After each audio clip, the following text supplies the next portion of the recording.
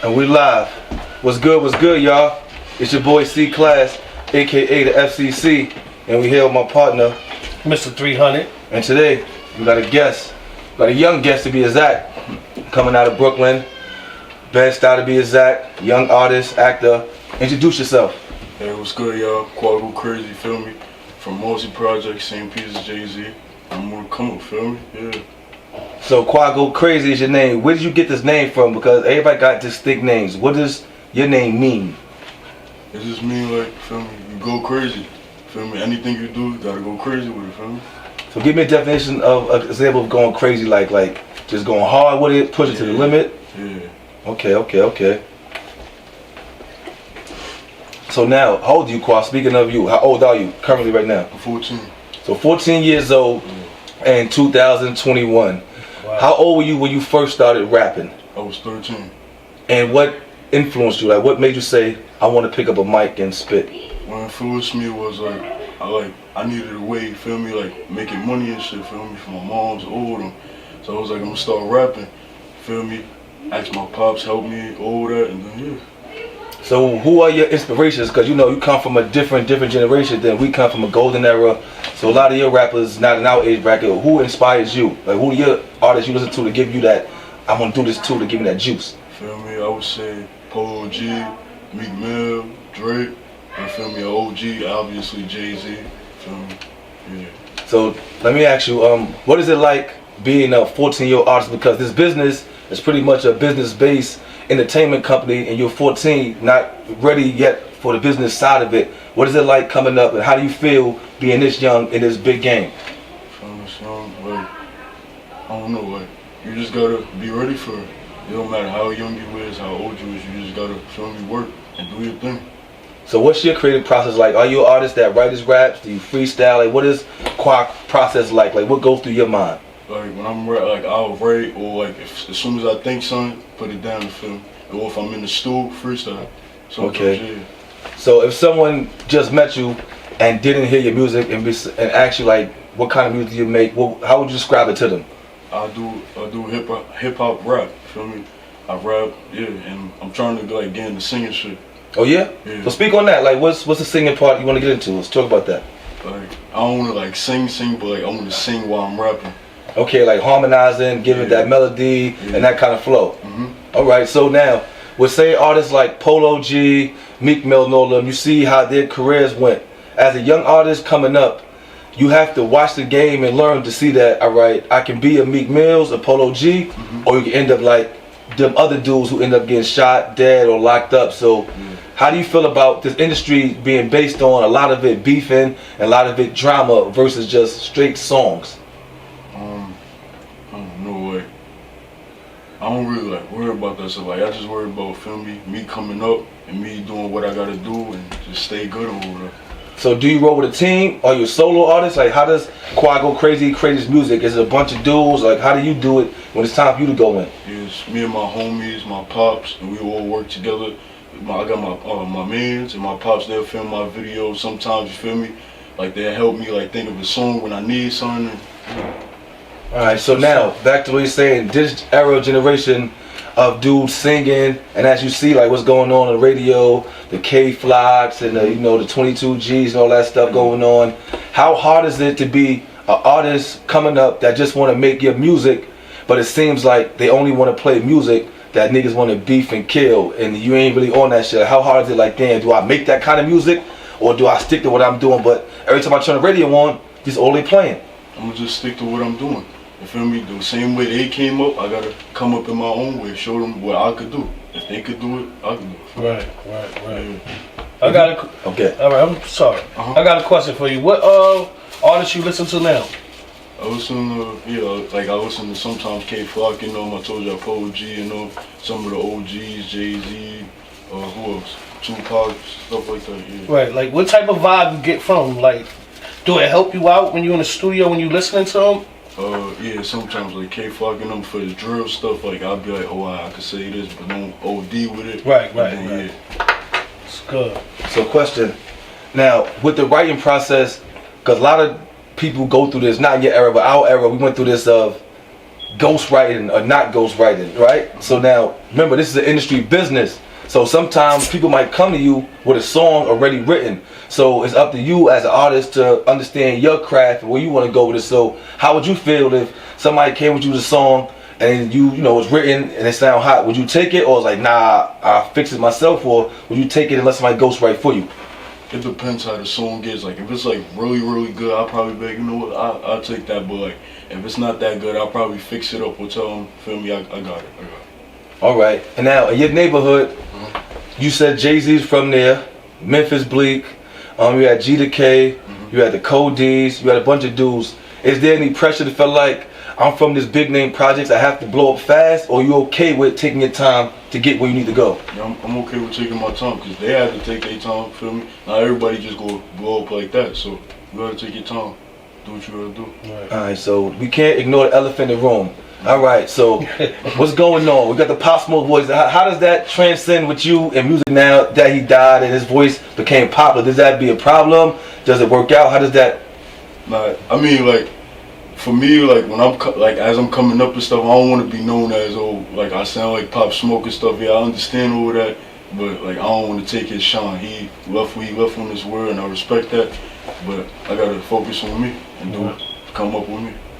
So now, are you focused on? You say you do videos with your pops and all that. Are you focused on singles, or do you have like a full body of project that you will be bringing to the world soon? Yes, I'm thinking of like dropping a mixtape, like January. Yeah.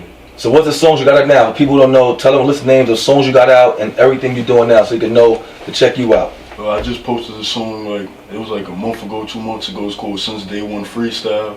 I got this other song with my a feature with my mans, El Guapo. It's Big Bag, and then I got another song. What is it? True to Me with my other mans, J Lone. Yeah. So now, how often do you write? How often do you master your craft? Because the biggest part of this game is mastering your craft. I really like any chance I get. Like, I'm telling you, as soon as I think something, put it down. Because you know, it might be a day you might be walking down a block in Manhattan somewhere and see 50 Cent. He might be like, yo, spit son, shorty. Yeah, you gotta have it like that. Yeah, so are you prepared to meet any celebrity like, yo, spit something, and then you ready to go? Yeah. No, that's good, that's good, that's good. Right. That's good, that's good. So now, I'm asking another question, right? Are you too sensitive about your work to be criticized? Because a lot of artists don't want to hear anything about their work. They feel like they know it all, they made it all before they even get in the game, before they even know about the game or get off the porch. How do you feel about people criticizing your music with comments or just saying what they feel? I mean, like, it's other people's opinion, but in my opinion, I feel like it's kind of like helping me, because they showing like all the bad stuff to me. So fix that up, and then they just show me all the good stuff.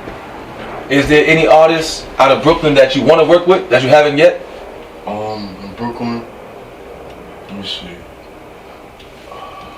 Off my head, I can't think, but it'll pop up with. So who would you want to, like, boom, if you had a feature, right? Not the big sign artists that's upcoming now, who would you feel like you on the track with would be some shit?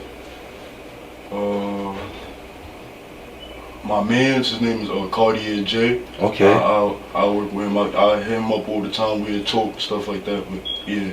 That's it? Yeah. All right, so next question, what about the sign artists? Like your feature, if you had the money, whatever you want, the feature, whoever you wanted, who would be the feature for you? Give me 1, 2, or 3 people on the song.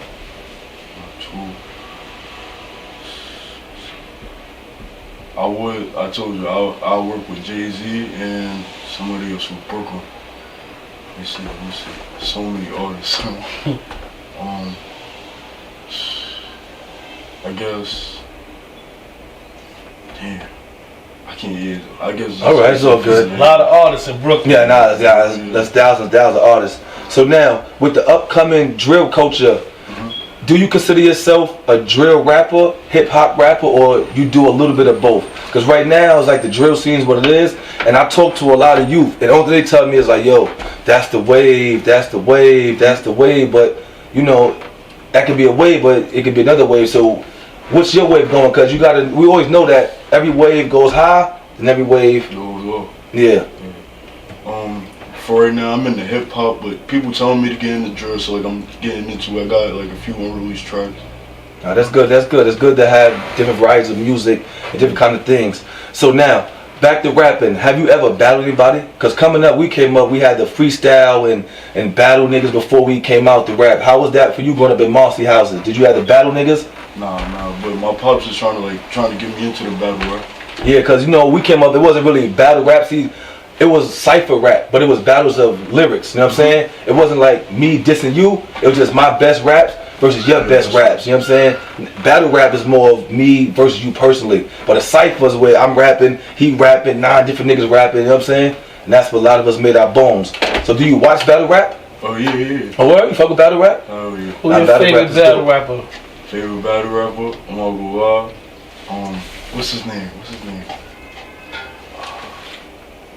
the nigga name? He blood. I forgot his name. Keyshawn? I want the boy head. Oh, you talking about Hitman Holla? Hitman, yeah. Oh yeah, Hitman Holla. Alright, so boom. Now Hitman Holla. Hitman Holla is on Wilder now, a famous battler, but he can't get over the fact that he's a public person. So what I mean is that he always whining and complaining and bitching, but you gotta know that once you become that nigga, that comes with it. No, that comes with it. So you can't like, why everybody picking on me? Why everybody do this to me? Nigga, you that nigga.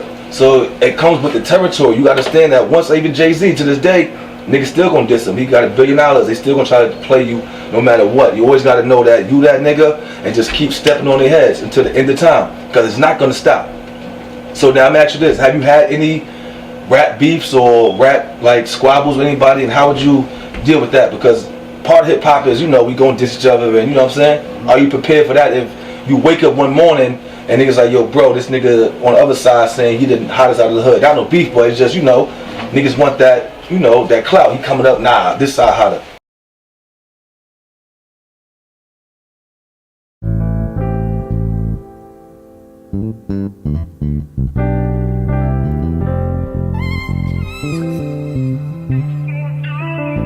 D major, baby.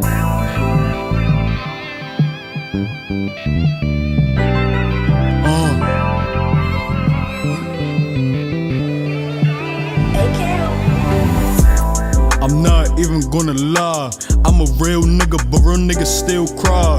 It's like one day, I feel so fly, then the next day coming, I feel like I'm about to die. I don't want that day to come where I say goodbye. Life is too short, not to try. I'm trying everything I can to show the world that I'm really the man. I ain't talking about no Drake, but this is really God's plan. He trying to make sure that we got a long lifespan. All I do is pray to him every day. I be asking him, can you just take all the bad stuff away that should be hurting me to my fucking core? I be feeling like I go to war. Every time I walk out the door, the pain just keep coming more and more.